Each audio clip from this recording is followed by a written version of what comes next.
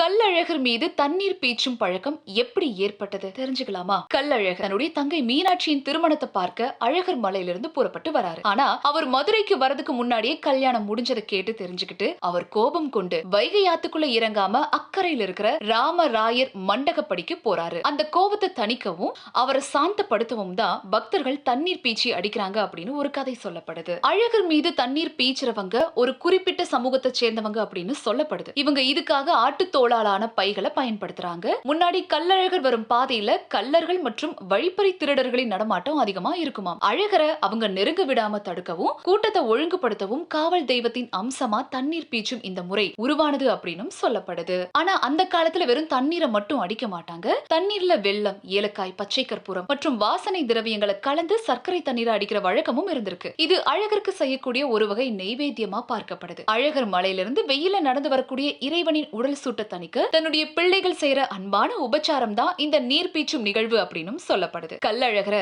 மலைக்கள்ளன் அப்படின்னு அழைப்பாங்க. திருப்பதி வெங்கடாச்சலபதியே இங்கு அழகரா வருவதா ஐதீகம். வேங்கடவனுக்கு எப்படி அபிஷேகம் பிரியமோ அதே போல கள்ளழகருக்கு இந்த நீர் விளையாட்டு பிரியம்.